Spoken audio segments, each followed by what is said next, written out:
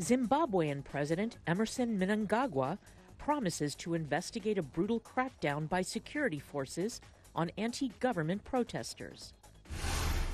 A bill ensuring access for Nigeria's 27 million disabled citizens is sent to President Muhammadu Buhari for his signature. And the Global Fund's efforts to reach the Sustainable Development Goals to end the epidemics of HIV, tuberculosis, and malaria by 2030. Africa 54 starts right now.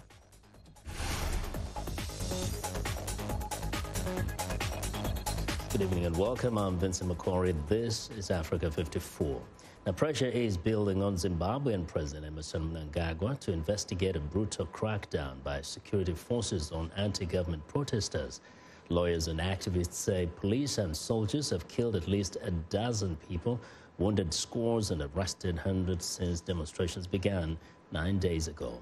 Mnangagwa, who returned home after cutting short his international trip, promised on Tuesday to deal with the situation. Protests erupted last week after Mnangagwa announced a massive 150% increase in fuel prices just before leaving on an overseas fundraising trip. The United Nations is urging the government to halt the excessive use of force by its security forces. But Mnangagwa's spokesman, George Charamba, told state-controlled media the government would not stand by while such narrow interests play out so violently. The government also imposed an internet blackout to keep protesters from coordinating their rallies. But Zimbabwe's High Court ordered officials to restore full internet access, saying the Minister of State for Security does not have power to do so. Meanwhile, on Tuesday, South African President Cyril Ramaphosa called for sanctions against Zimbabwe to be lifted. He says Zimbabwe's situation is a challenge for the whole of Africa, and he planned to meet President Mnangagwa at a later stage. Now, for more insight on the developing situation in Zimbabwe, Piers Pego, International Crisis Group's senior consultant for Southern Africa, joins us live via Skype from Johannesburg. Good evening, Piers. Good evening, and good evening to the viewers. Thank you. Now, President Ramaphosa, right there in the country where you are of South Africa, is saying, lift the sanctions. Sanctions perhaps the biggest obstacle to Mnangagwa's ambitions to bring some reprieve to his people. Well, you know, I was just tweeting and putting something out on Facebook on this issue because sadly President Ramaphosa is not being advised correctly or accurately on the issue of sanctions and restrictions that are currently on Zimbabwe. I don't think anyone who really understands this situation would argue that sanctions are the cause of the current economic situation, or that the specific measures that are currently in place, if lifted, would actually have any significant impact on the economic recovery. I mean, to this point, even President Mnangagwa and his finance minister, Mthuli Ncube, have both said that they can no longer use the sanctions argument as a justification for not moving forward in Zimbabwe. So I do think President Ramaphosa has been ill-advised, and unfortunately, you know, he's claiming and he's making statements which do not really assist the situation. Yes. Now, we know that one of the reasons why we had this eruption of demonstrations is the increase of the fuel price. Mr. Mnangagwa is trying to find a way of raising funds. What is the best way forward for him? What can he do? Well, I mean, there are very limited options for him. He's put a reform package on the table that some on the left describe as a neoliberal agenda, a structural adjustment program. It's an austerity program, essentially, that is designed to cut government costs and also to somehow improve the ease of doing business, encourage investment, improve revenue collection by the state in order to be able to drive the economy forward.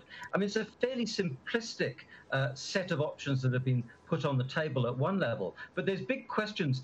A, whether that can deliver a broad-based and sustainable recovery. So he not only faces criticism about this from those who don't think that this is the appropriate measures. There is also criticism from a number of people who say, well, you're not even implementing the measures and the reforms that you claim that you're doing. And then, of course, he also faces an attack from within his own party, from hardline elements who are dead set against reform because it undermines their own options in terms of the predatory practices that they've played and continue to play in the current economic situation. So he's in a very, very difficult situation, but that's a benign interpretation that he doesn't have a dog in that fight, so to speak. Mm-hmm. You know, Piers, we'll definitely pursue this in the coming days. I want to thank you very much for your insights today. That's my pleasure. Thank you very much. That's Piers Pegu, who's an International Crisis Group Senior Consultant for Southern Africa. Well, Sudanese President Omar al-Bashir arrives in Qatar on Tuesday, his first overseas trip since widespread anti-government protests rocked the nation. Qatar's state news agency says Bashir will meet Qatar's Emir Sheikh Tamim bin Hamad Al Thani on Wednesday to discuss ways of boosting relations. President Bashir has tried to downplay the protests at home, insisting that foreign agents and infiltrators are responsible for the dissent, as well as the violence that has followed. Sudan has seen large-scale demonstrations since December 19th when the government raised bread prices. Many are calling for an end to Bashir's three-decade-long rule. Well, the European Union and the African Union both say they have taken note of the decision by the Democratic Republic of Congo's Constitutional Court to back disputed President-elect Felix Tshisekedi, the winner, signaling they will work with him. The EU and the AU say they discussed the outcome of a meeting in Brussels. Now in Kinshasa, plans are moving forward to install Tshisekedi as the new president this week after a long and bitter election whose outcome was disputed by the runner-up, Martin Fayulu. The ceremony, which looks likely to happen on Thursday, will see the 55-year-old Tshisekedi sworn in as president, replacing Joseph Kabila, who has ruled Congo since 2001. Over 27 million disabled Nigerians live in obscurity, treated like second-class citizens without access to public facilities. The Nigerian Disability Bill is meant to address these shortcomings, but nearly 2 decades after it was initiated, the legislation has yet to be enacted. Timothy Obiezu reports from Abuja. Musa Mwazu became disabled as a teenager when he suffered a fall that left him paralyzed. I was not born like this. Yeah, I got this, I think, at the age of 12. So I know it was emotionally traumatic, remembering how it started, how I was able to overcome it.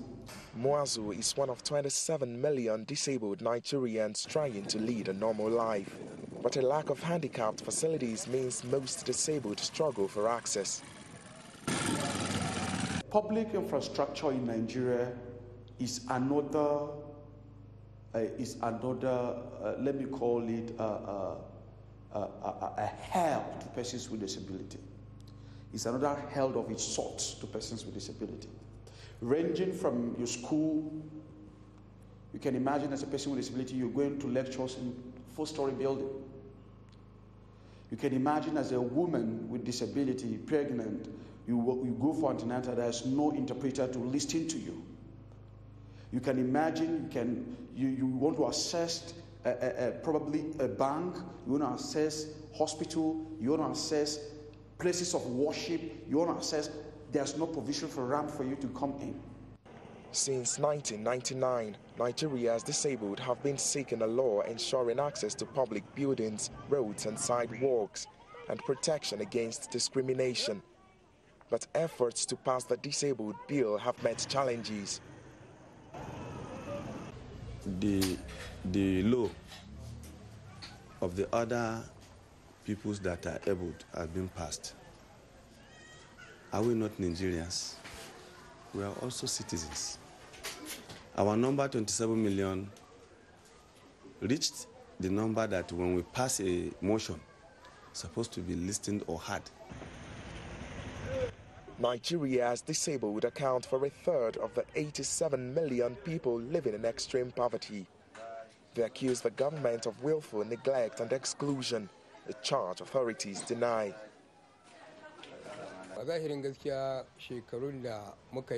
Truly, for many years, I haven't been the only one chasing this bill. It's all of us, all the leaders of the disabled people in all the states.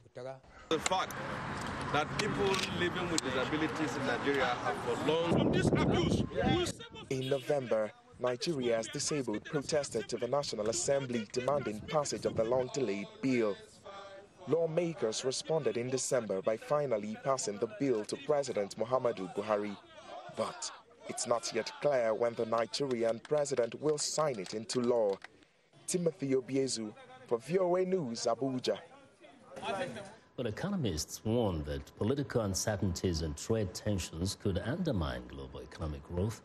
Rights groups warn of the dangers of growing economic inequality. About 3,000 political and economic leaders have gathered in the Swiss resort town of Davos to discuss global business and economic trends at an annual economic forum. Here's VOA's Zlatica Hoke. The setting for the annual World Economic Forum is an elite ski resort in the Swiss Alps. Anti-poverty advocacy group Oxfam has brought a message for the influential leaders gathered there. The richest people in the world, the most powerful people in the world, the political leaders of the world, take action to reduce extreme inequality because it is out of control. The people in Davos, the big company leaders and the political leaders, are part of the problem. They are the problem, and we want them to be the solution to ending extreme inequality because it's out of control, it's widening, it's hurting our economies, slowing our economies, it's undermining democracy, it is trapping people in poverty. Klaus Schwab, World Economic Forum founder, acknowledged that the global economy has left some people behind. In the age of social media, we just cannot tolerate anymore that people are left behind. So we have to create a much more inclusive globalization. The head of the International Monetary Fund said Monday the global economy is growing, but at a somewhat slower rate than expected. We need to redouble our effort to resolve the shared problems that we are facing. From fixing the global trade system, yes, the G20 has called for that, and it needs to be delivered upon, to fighting corruption and tax evasion, to addressing the existential threat of climate change. The IMF director said there is no fear of recession, but the trends must be closely watched and vulnerabilities quickly corrected. While leaders expressed general optimism, a pre-forum survey of hundreds of business executives showed the opposite. The mass-class divide has never been wider between the elites, who think the world is going great, and the mass who are really worried. The survey also showed that the pessimism in the business circles is caused by global uncertainties. One day we think Brexit's going to happen, and the other day it's off.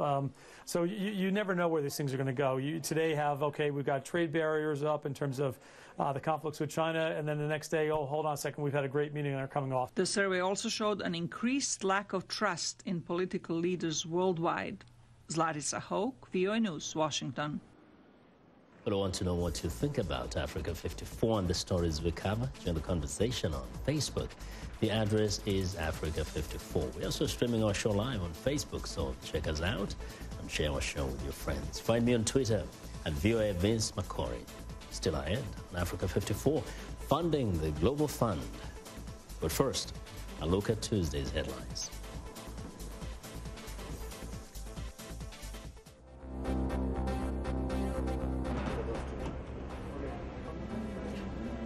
That if the president is serious about that, he must be committed to solve the problem. Tu étais au Niger pour amener les marchandises? Hein? Ah, d'accord.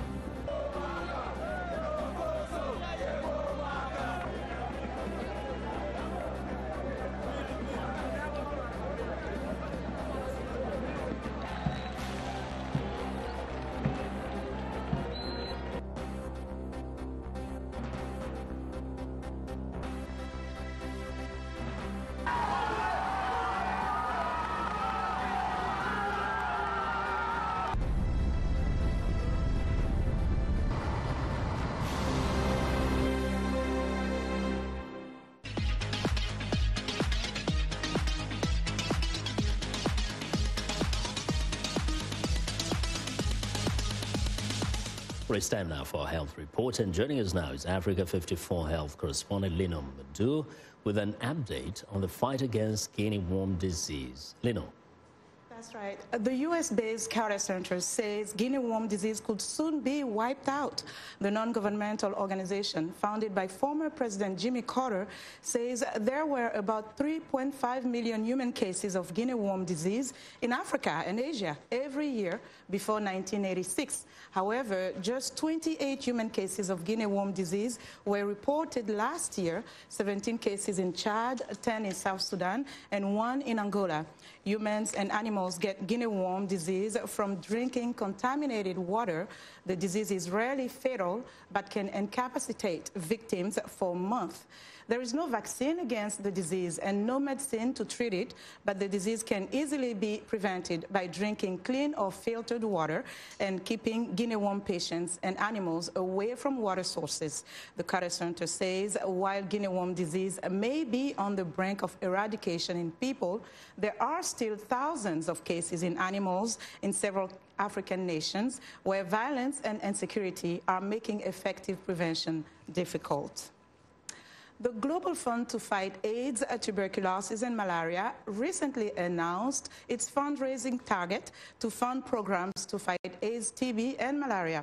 French President Emmanuel Macron recently kicked off an almost year-long effort to meet the $14 billion ask and replenish the fund for the 6th time through 2021. According to the Global Fund to Fight AIDS, TB, and Malaria, nearly 1,000 adolescent girls and young women are infected with HIV every day. A child still dies every 2 minutes from malaria, and TB is now the world's leading killer among infectious diseases. The largest global partnership addressing the 3 diseases says the $14 billion needed to replenish the fund will help save 16 million lives, cut the mortality rate from HIV, TB, and malaria by 50% at least, and build stronger health systems by 2023. Joining me now to discuss funding the Global Fund is Elizabeth Ivanovich, Director for Global Health with the UN Foundation.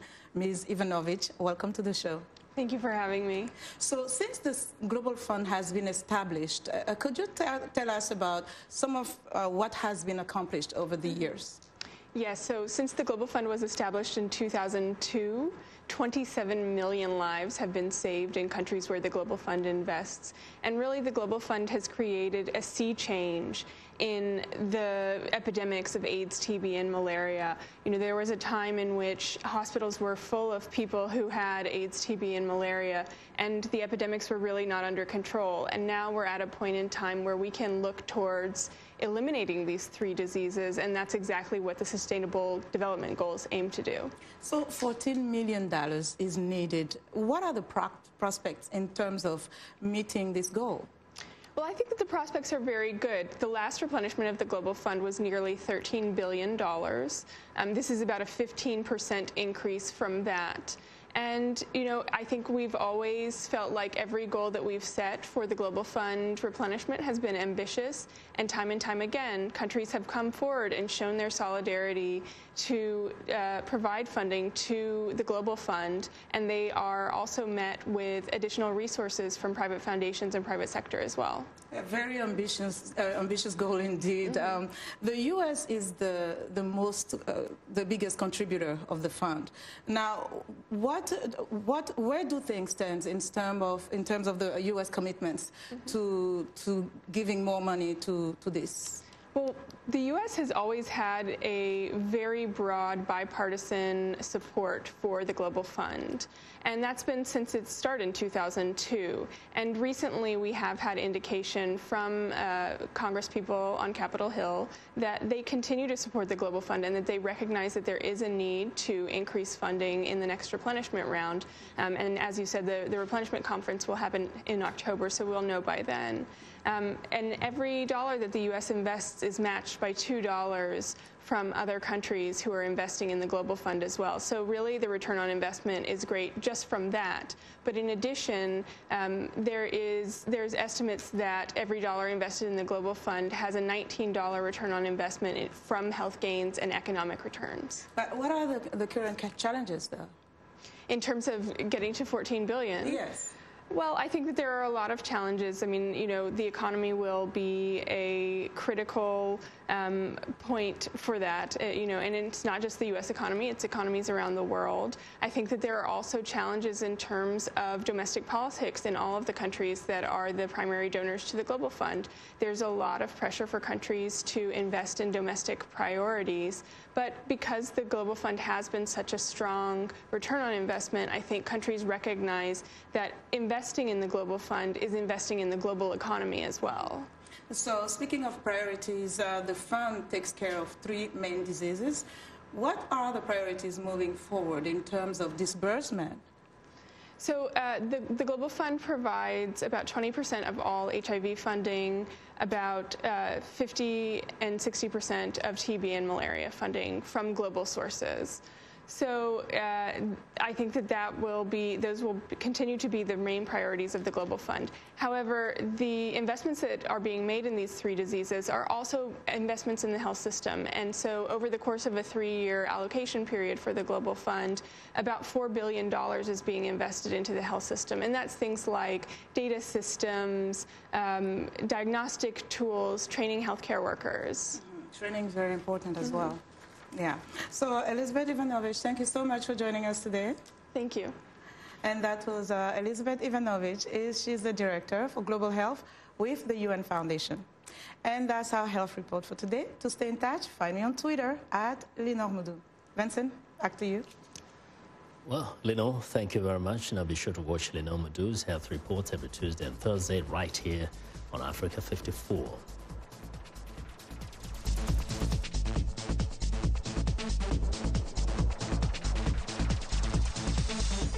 Well, nearly 1 million Rohingya refugees have been driven out of their homes and villages in Myanmar into neighboring Bangladesh. VOA contributor Greta Van Susteren continues to look at those displaced, specifically a look at the dangers women and young girls are facing in the Rohingya refugee camps.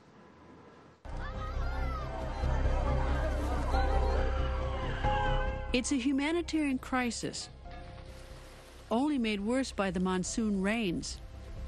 The Rohingya here are caught in limbo. They cannot have jobs, there are no schools, there are few sources of information. They sit idle, unhappy, and largely dependent on aid supplied by international governmental and non-governmental organizations who have sent good people to help. But besides those who bring relief, others are drawn to the camps to take advantage of the crisis. As so often happens, the victims are victimized a second time. Most vulnerable are women and young girls who are targeted by traffickers to be lured or taken and used for forced labor or sex. When the Burmese military attacked, they didn't just kill and set houses on fire. They raped. And the victims of those rapes are here now. They face a terrible stain that their own culture puts on them and on their newborns. We're seeing a lot of women that are coming in right about now that have voiced to us that the babies are a result of rape. Even the rape victims, those who have been raped by Myanmar military, you know what they say? Oh, she have a evil in her belly. Stay away from her. She have no place in the society of Rohingya.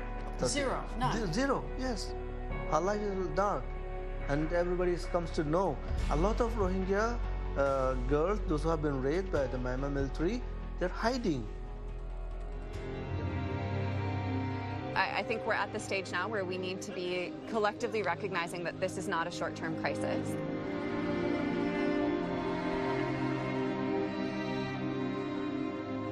These people are not leaving next week. They're probably not leaving next month. And I think we need to be prepared for the possibility that they're going to be here for many months, if not years to come. Myanmar says it will welcome back the refugees, but in refugee camps, not their villages. And even if that occurs, the government of Aung San Suu Kyi says they will still be denied citizenship and officially remain stateless under the Myanmar Constitution. They will still be stigmatized. People here doubt that without international intervention, they will ever see their home villages again. And they are not alone. More than 60 million people around the world are counted as refugees or involuntary migrants. All have their own stories of hardships, secrets, and great need. They all face uncertain futures. But no matter where they are, they all look ahead with hope. The hope that one day they will no longer be displaced. Well, that was VOA contributor Greta Van Susteren looking in depth, a look at the dangers women and young girls are facing in the Rohingya refugee camp. Now, welcome back.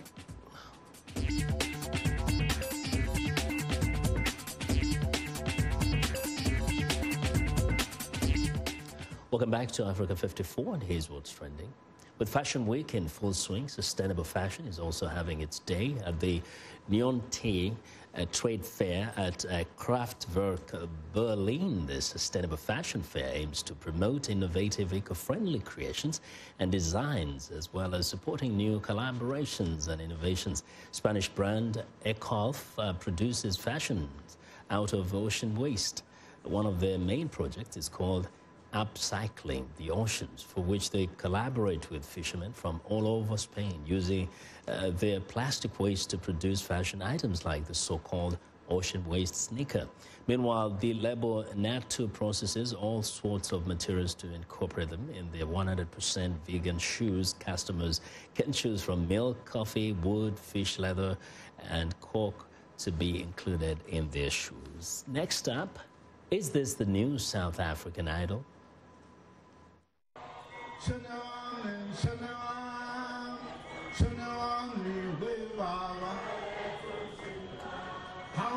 Former President Jacob Zuma has found himself in controversy yet again after signing a deal with the eThekwini Municipality's Parks, Recreation and Culture Department to record a number of liberation songs. The project has received mixed reactions from citizens and incensed the opposition Democratic Alliance Party, which says the deal is blatant patronage where the people's money will be used to finance the former president's lifestyle. And finally, how to feed a global population expected to hit 9 billion by 2050 is a question the world is struggling to answer. One potential solution is so-called urban farming, growing vegetables in cities in controlled indoor environments. Typically, it uses vertical racks and hydroponics to grow leafy greens under LED lights. A UK-based startup, Lettuce Grow, has developed a system to significantly boost yields in urban farms. Instead of plants' roots standing in water, as with hydroponics, their technology uses aeroponics to deliver controlled nutrient mist to plant roots. The company says the system has achieved at least 70% higher growth rates. And that's our show for today. Thanks a lot. Have a good night.